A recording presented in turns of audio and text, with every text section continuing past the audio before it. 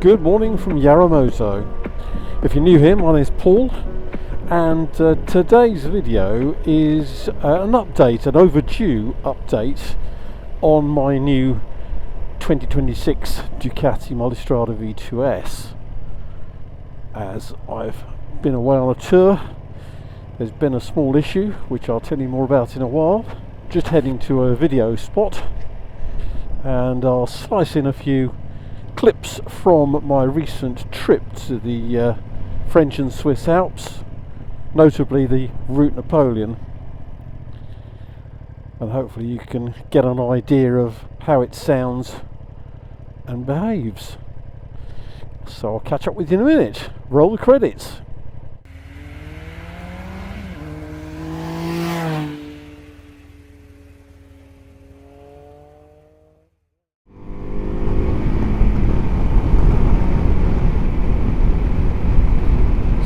.085 Route Napoleon, come on. Yeah, it was a long time ago I rode this, so way. Don't get carried away. Yeah, well, as I say, I've been up here many years ago in the Dryer, and it's a bit of a loopy-loo road then. Just go batshit.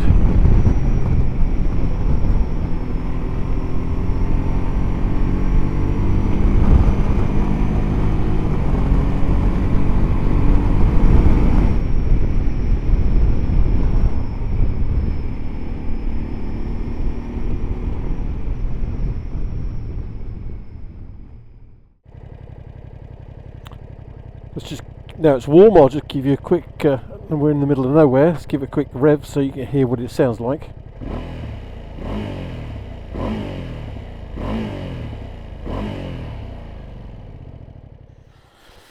So while we're here, this is the dash, so you can see the sort of layout of it. It's really clear. I like this style.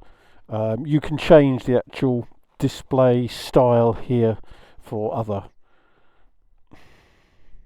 There's some other choices you can have on display style, and then to change the mode, there's a mode switch here on the left handlebar. So you just press that once, and then you use the arrows up and down to scroll through what you want. Press the center element on there, and it will change over to the next choice. In this case, sport. But everything else is nice and clear. You've got the temperature, the outside temperature, you've got the fuel range, you've got lights, you've got the current time, obviously revs and gear selected here. Speed will be displayed here in the centre, and then you've got your range. And then you've got over here the start-stop button over here. And you've got the extra button to turn on the fog lights, and a button at the top here which will lower the suspension when you're going through the towns or on dodgy surfaces and you just want a bit more footprint. I've made a few notes because I just can't remember all the details since I've bought this. So let me just run through some stats to start with. So this is the wonderful 2026 Multistrada V2S. So this is the one with the 890cc V2 engine. So I thought I'd select in a nice quiet road, and of course traffic starts coming along. So I purchased the motorcycle on the 19th of March this year. The first service was on the 17th of April, where I'd done 600-700 miles in that time. And then I had my first tour to travel on, which was the French and Swiss Alps, and that left on the 29th of April, so very shortly after that first service. The bike has now done over 3,500 miles, so this review is well overdue, I'm afraid, sorry.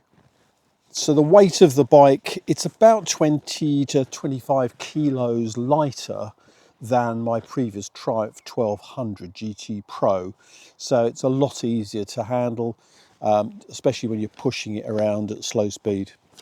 So I'm 5'11" with about a 31 inch inner leg, so it fits me pretty well. The ergonomics are good for me. The relationship between the bars, the pegs and the seat are pretty good. I've had a radiator guard fitted. This is the OEM Ducati radiator guard as well. So the windscreen, this offers me really good protection. It's really easy to adjust, as it's got a little lever on the inside here, and you can put it into whichever height you want. I tend to ride with it in the highest position, and that allows me to put the visor right up and just ride in town with a bit more air. So it stays like that most of the time, to be honest. On the tour, I didn't adjust it at all.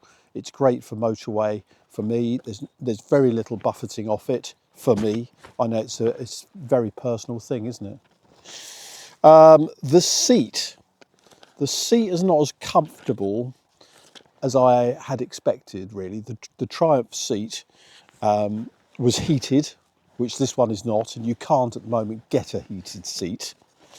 And you notice I've put a cool covers cover on this bike. Cool covers haven't yet actually created one specifically for this model yet, but I gather someone's offered their bike up to be sized up for that. So this is, in fact, off my 2023 Triumph Tiger GT Pro, and with a little bit of pulling and pushing, it fits pretty well. And on the recent tour, I found that it was really comfortable. The standard seat on its own, I find it just a bit firm for me, but I have got a bit of a bony backside. So if you're better covered, then the standard seat might be fine for you. So let's go round the bike and I'll show you some of the items that I've put on. So I've put a fender extender here just to keep all the muck and crap away from the exhaust areas. I ordered OEM crash bars together with the Ducati spotlights, and I've fitted these AliExpress extended handlebar covers, because the stand ones, they're really small, and I didn't think that they actually did a huge amount, to be honest. Touring, they're fine, good. The mirrors, the stalks and everything, so nicely made, but the actual mirror does vibrate at dual carriageway motorway speed, so it's not great, to be honest, but it's okay. So move on to the dash, and I've put my Garmin Zumo XT on here together with my old Touratech locking mechanism, and again that works fine on tour. That's fitted to the Ducati OEM bar, and I had that all installed by Ducati before I picked the bike up. I had a side stand extender that I've put on there. I'll show you a picture of that. I ordered the centre stand as well with this pack. I didn't purchase from new the panniers, because I was hoping that my old Triumph aluminium panniers would fit on here, but after buying the SW Motec bars etc to fit it onto, I had quite a difficulty actually getting them to fit, so I sent them back, got a refund, and then I went looking for the standard panniers. Luckily I found online on eBay a guy who was moving on from his Ducati V4, and he'd got these up for sale. So I bought the top box, which had not been used at all by him, and two panniers which he had on his V4, but they're exactly the same size and they fit fine, and I saved myself about half the money. So a win-win for me, really. Oh yeah, I was going to tell you about the heated grips. Now, these, they're not really very hot, to be honest, and it's made worse now because I've put these Oxford grips to make it a little bit softer on the hands, because I was experiencing a little bit of vibration through there. You may not, but it annoyed me a little bit really at motorway speed. So that's something I've changed. I mentioned the display screen as well, and that's pretty easy to learn. And the handlebar controls, I find that after 3,000 miles, it's second nature, as it is with most bikes. Obviously, there's a bit of a learning curve, but it all works fine. The one thing I'd mostly say about the bike is that just the quality of the fit and the finish. I don't know if you're like me, but when you go to wash a car or wash a bike, it's really annoying if you catch your fingers or something, or you know that you've got to be careful around it. But all of the fit and finish on this is really top notch. I haven't found any issues with it at all. So let's talk about the riding modes on this. So the three key ones are the touring mode, wet and sport. And I made some notes here. So in the wet mode, which I did use on one particular morning over in Switzerland, but it's so restrained on power that I only tried it once, to be fair. The touring mode, which I've got set to full power and comfort on the suspension, that's perfect for me on A roads or wet roads, to be honest. So the sport mode is where you want to be when you're on the twistier roads and any faster roads, really, to have fun on. The suspension sharpens up automatically, the throttle response is far more positive, and the quick shifter provides the most positive changes that I've experienced with any motorcycle recently. And I guess finally we ought to talk about the Akrapovič slip-on pipe that I've added to the bike, because the standard one's okay, but I've found the sound a little bit tinny, to be honest, and I wanted something a little bit deeper, and this Akrapovič exhaust provides exactly that, as you'll probably hear on some of my clips. And on the overrun, it burbles and crackles even more than the standard one, which was, the standard one does burble a little bit, but it's pretty muted, really. This one makes a lot of noise on the overrun. When I start it up in the garage, I'm aware that my neighbours probably can hear that more than my last bike, so I make sure that I let it go through its cold start in the garage before I actually take it out on the driveway.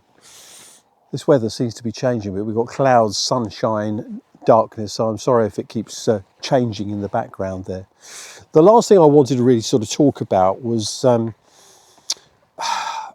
I did wonder whether to say anything about this or not, but it's a review, so I should be as honest as I can. I'm a little bit embarrassed to say that I have had a small issue with the bike. When it came back from the first service, everything seemed to be fine, absolutely fine. And then about a week or so later, as I mentioned, I set off for the south coast. I was going to stay overnight with touring buddy Wayne, and he lives in Broadstairs, and that's about an hour from the tunnel. So we could have a catch up, ride down there together. So it's ideally placed for it. It just worked out quite well. Now on the way down there, it's mostly motorway, to be honest, down the M1 and other M's down to Broadstairs. So I rode for about 2 hours at motorway speed, and I decided to pull in, top up, have a little bit of a backside break, drink, etc.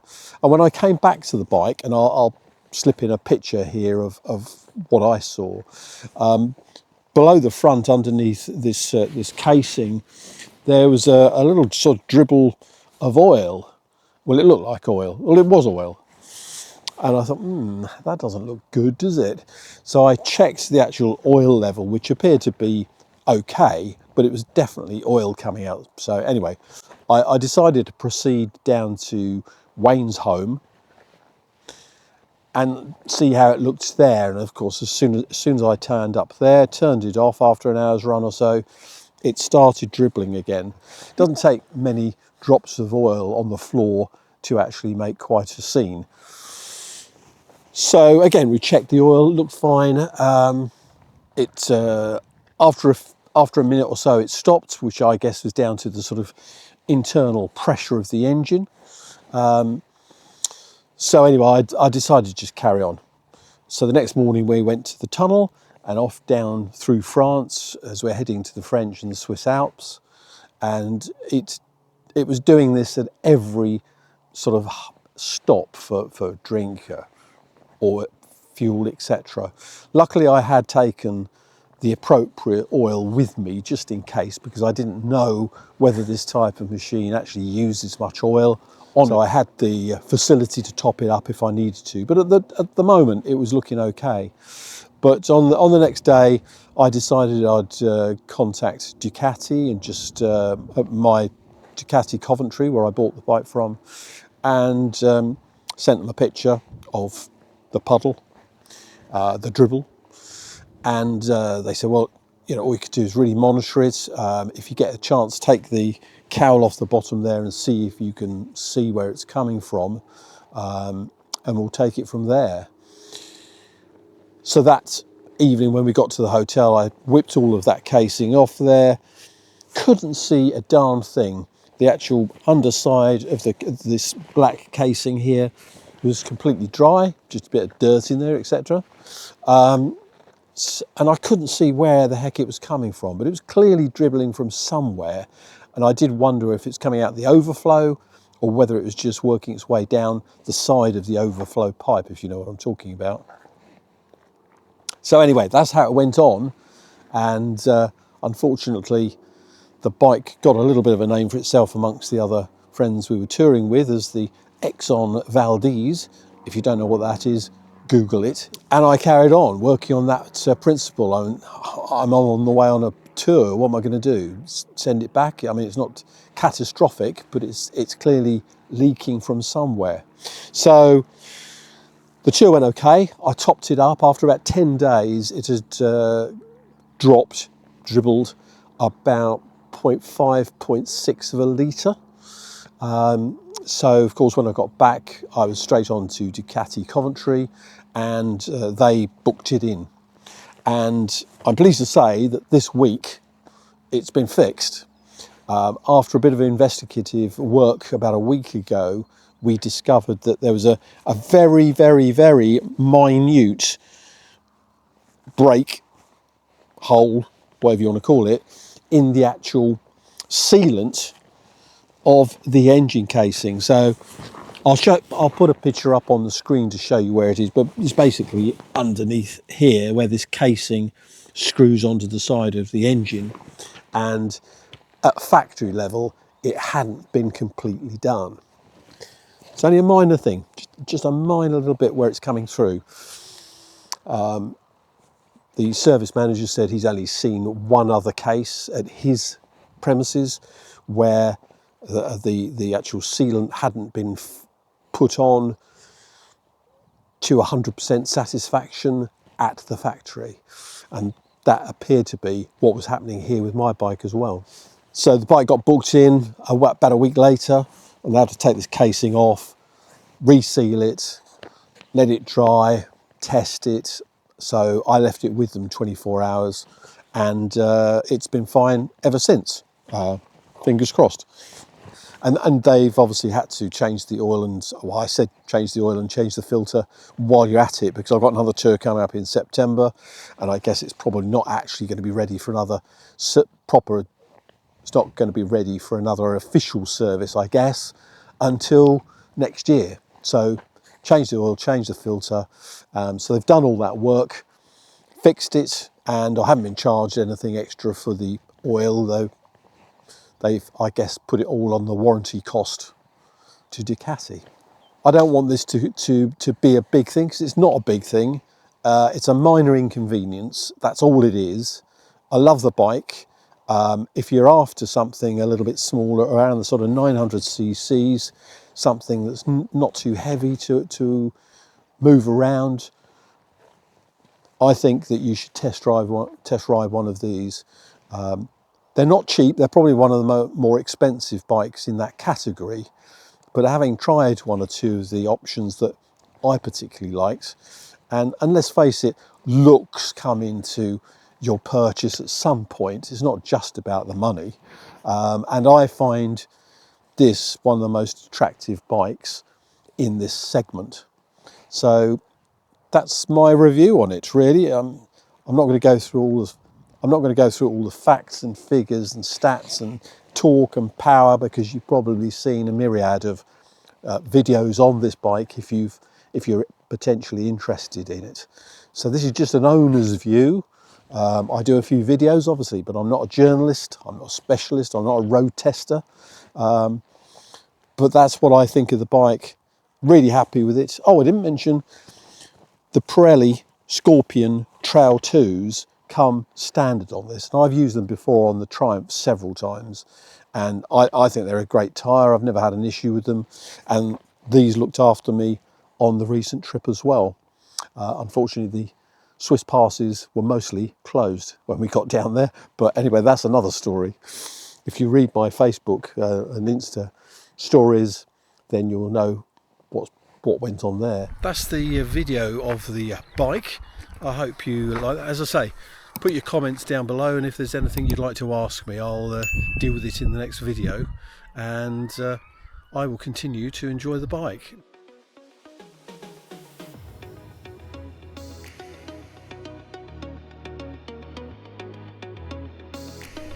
Just to finish off, I'll slice in some more footage from the Swiss tour, just to give you an idea of the sounds.